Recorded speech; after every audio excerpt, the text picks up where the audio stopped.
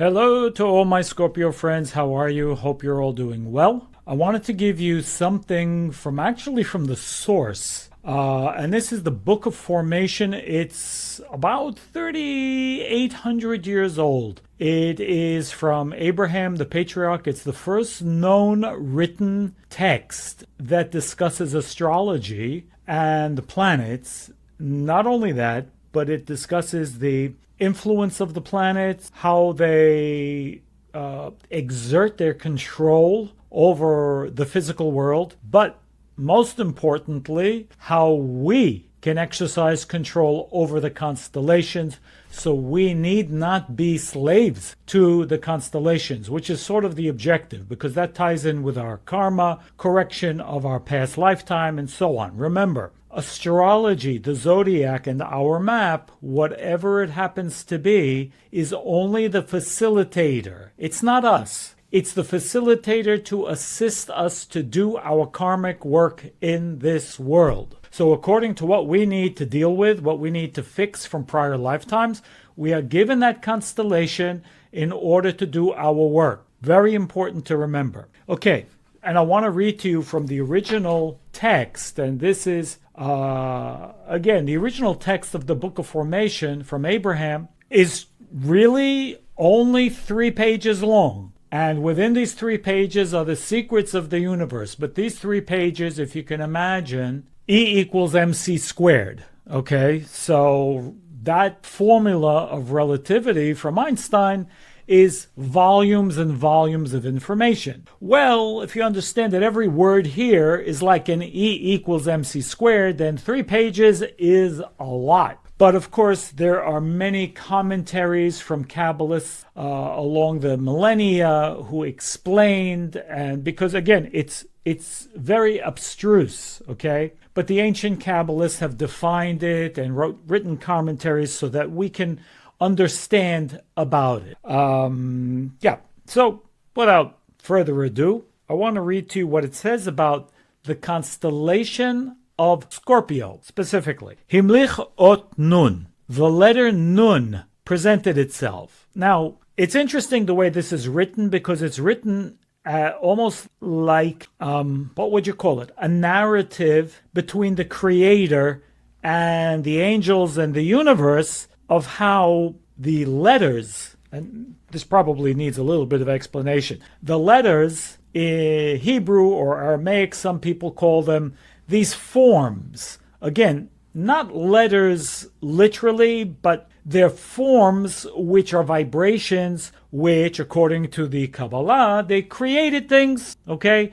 They formed planets, they formed everything, actually. Creation came out of these letters, meaning these vibrational entities, and each letter has a certain vibration that's connected to the creation. And so what the Zohar says is, if we understand the secrets of the letters and how to combine them, we will be able to have control over our life and control over our world. In a good way, obviously. It can only be for good purpose, okay? It's out of the hands of negativity at this point in our history, in any event. So this is what it's discussing. So it says, Himlich ot nun, the letter Nun, which I'll put here on the screen, the letter Nun presented itself and bound itself. Kasha lo ketev etza bo akrav ba'olam umar cheshvan b'shana utchol b'nefesh. Okay?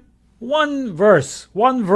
It's loaded. What does it say? He bound it with a crown. He bound it with a keter. Now, keter we know is the seed of all energy. Vitza bo, and with it he formed akrav. You've heard that word before if you've been watching the videos on Scorpio. With it he formed the constellation of akrav, of Scorpio. So he formed Scorpio. With this letter, Scorpio came out of the letter. Umar cheshvan bashana, and the month of Cheshvan. Now, Cheshvan is the name of the lunar month, but it's actually technically called Mar Cheshvan, bitter Cheshvan, bitter constellation of Scorpio. Hang on, we'll get there. And also Utchol Banefesh, and also with the letter Nun was created the spleen. Okay?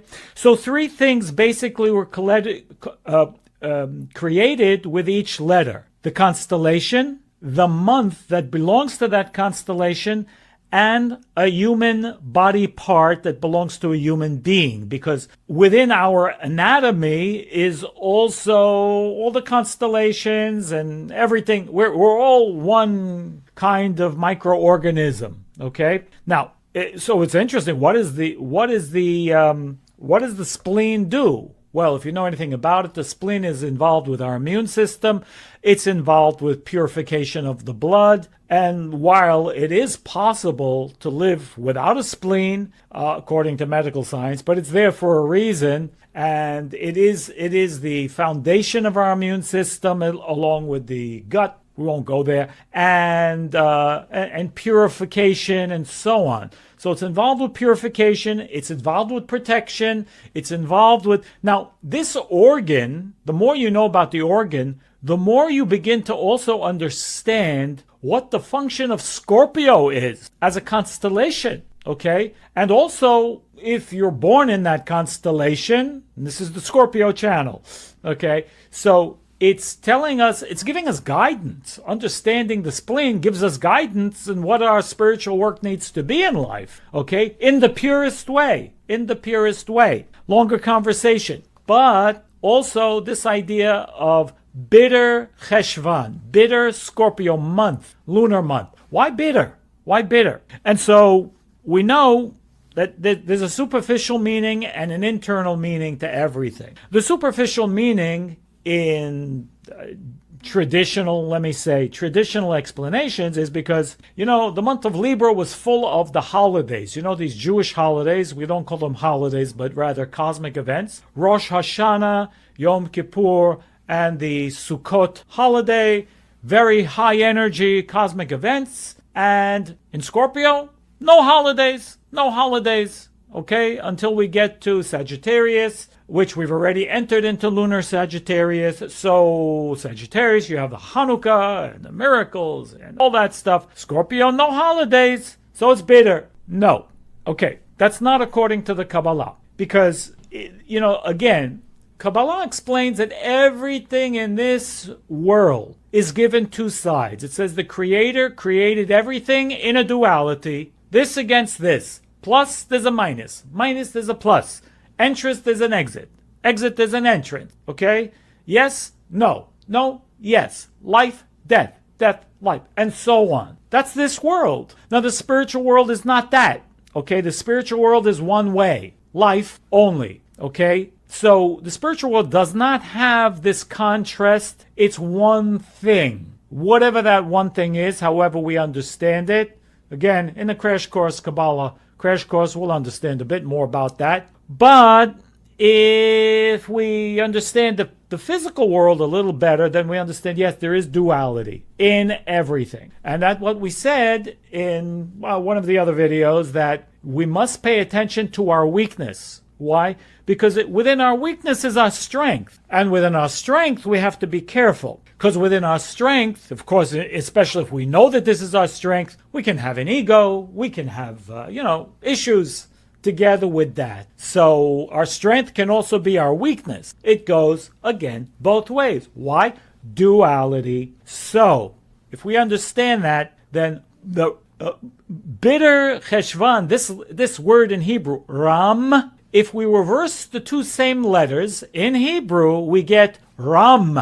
Mar, bitter, becomes Ram. What is Ram in Hebrew? Exalted. Exalted. And it's kind of like we understand Scorpio has different levels, right? We understand that those who understand the constellation of Scorpio, there are levels within the sign. As Scorpio becomes perfected, he ceases to be a Scorpio. He can be, great, without mentioning the other animals. Okay? So, at the lowest level, Scorpio, when it's in its most reactive state, can be destructive, no question. Can use his energy, not in the best way. Can sting, can, go into depression or, darkness and the cold and the judgment and all of that. But of course it has the potential, what? To be exalted. Exalted. What does exalted means? It means above. Above the flood. Because remember, the flood also happened in Scorpio.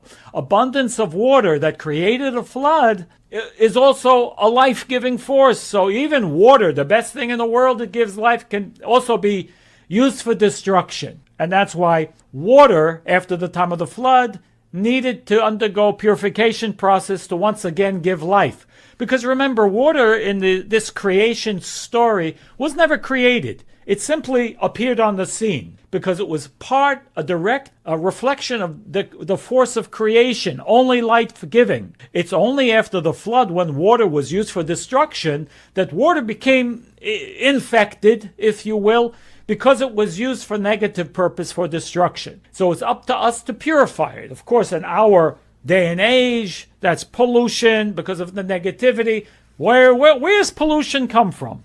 Only an extension of the negative consciousness, the selfish consciousness of humankind, right? We're selfish, we pollute, we don't care, right? So what it's telling us over here, now, especially this letter, Nun, Nun has a duality. What does it represent? Well, the nature of the letter Nun is called Nephilah in Hebrew. Nephilah. What does it mean? Falling down, falling into the traps, falling into, wherever there's an opportunity to react. If there's an opportunity to judge, yep, I fall into it. I fall into the hole, fall into the pit. I fall into the trap. That's the nature of the letter Nun. But Nun has another face. Nun is numerically in Gematria. And what is 50? 50 represents the 50 gates of Bina. Now, again, maybe if we don't understand the ramifications of that, Bina belongs to the tree of life, and it's the source of life. It is the source of what we call it, the Kabbalists would call it the energy store. It's a creative force. It's the creative force which is giving us insight.